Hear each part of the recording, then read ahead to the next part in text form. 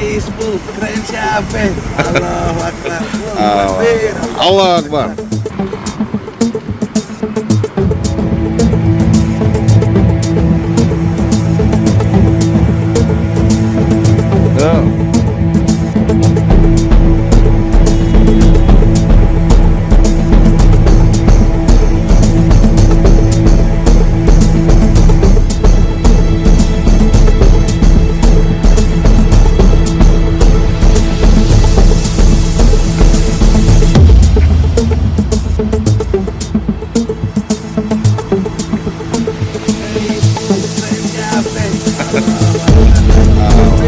Allah Akbar.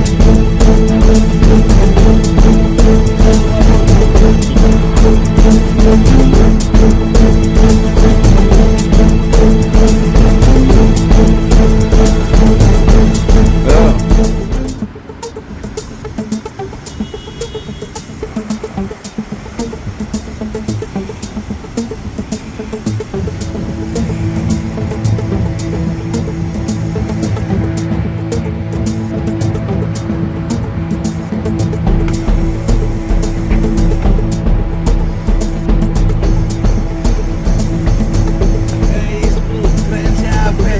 Allahu Akbar. Allah Akbar.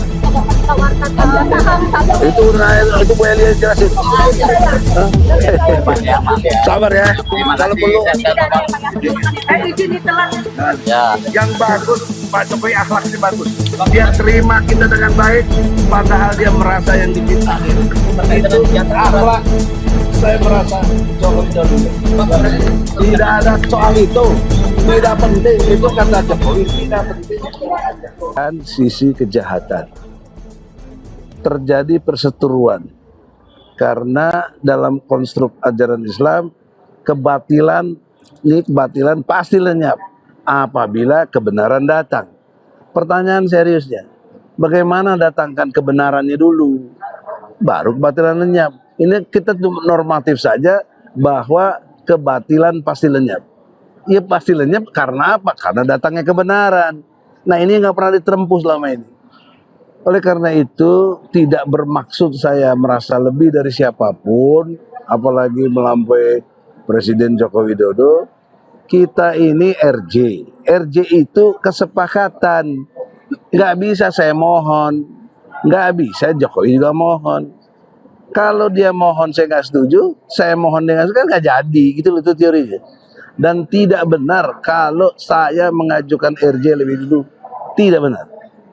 Yang benar begini, dalam dialog saya dengan Jokowi, dalam perspektif dua sisi tadi, pertanyaannya bagaimana konflik batil dan benar ini bisa selesai dengan kedamaian.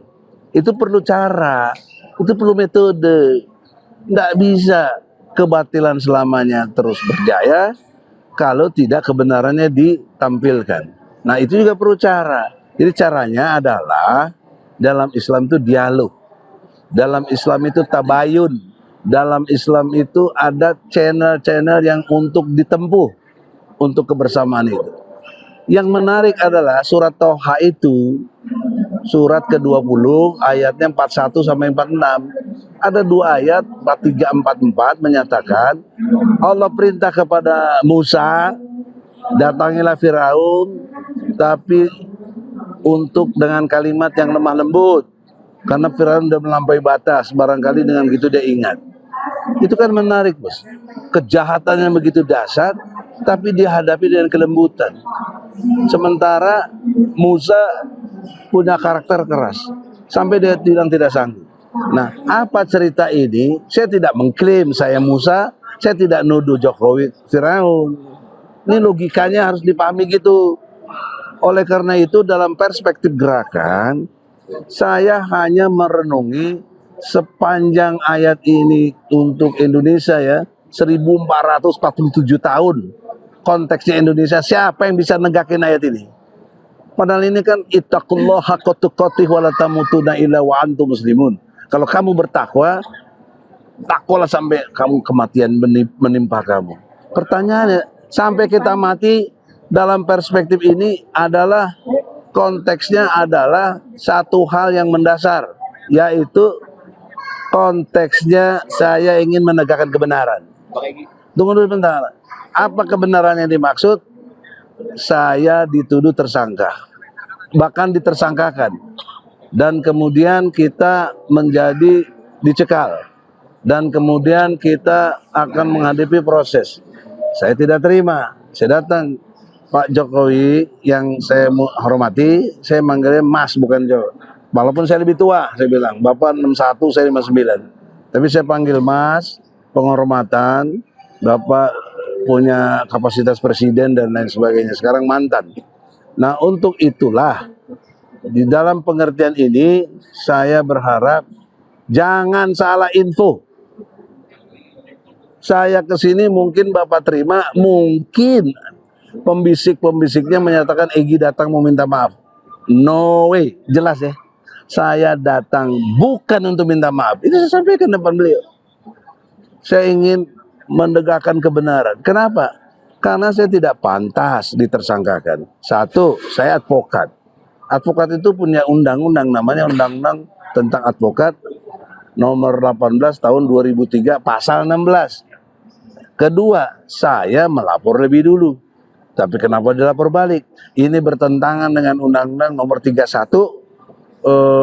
tahun 2014 pasal 10. Ya, tentang Undang-Undang Perlindungan Saksi dan Korban. Yang ketiga, saya belum pernah disidik.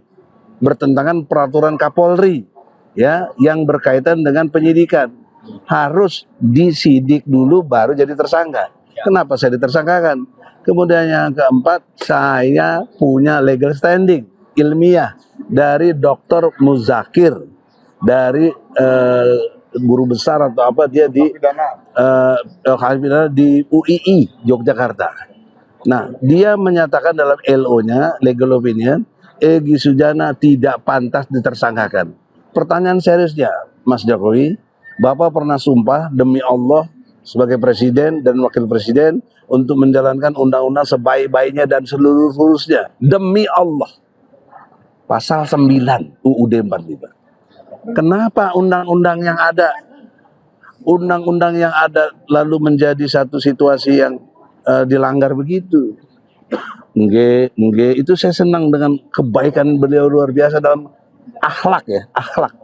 Kalah saya. Nah, lalu yang saya menarik lagi, Bapak Jokowi yang terhormat, dia menyatakan saya harus bagaimana?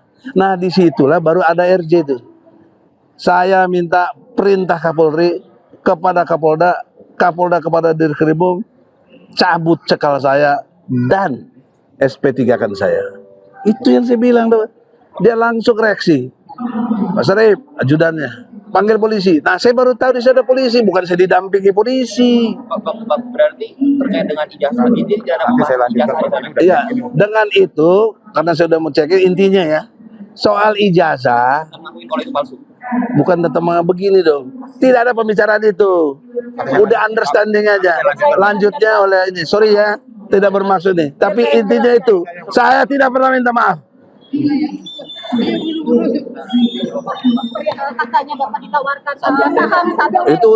Itu Bu Elia jelasin. Hah? Sabar ya. Kalau perlu. Izin ditelan. Ya. Yang bagus, Pak Jokowi akhlaknya bagus. Dia terima kita dengan baik, padahal dia merasa yang difitnahin. Itu akhlak. Saya merasa Jokowi jauh lebih baik. Tidak ada soal itu. Tidak penting. Itu kata Jokowi, tidak penting.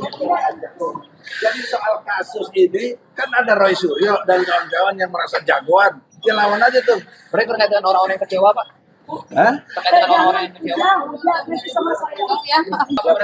Tidak ada soal itu. Tidak penting. Itu kata Jokowi, tidak penting. Jadi soal kasus ini, kan ada Roy Suryo dan kawan-kawan yang merasa jagoan. Ya lawan aja tuh. Mereka terkait dengan orang-orang yang kecewa, Pak. Hah? Terkait dengan orang-orang yang kecewa. Subscribe, share, like, and comment. Subscribe, share, like, and comment. Subscribe, share, like, and comment. Subscribe, share, like, and comment. Subscribe, share, like, and comment.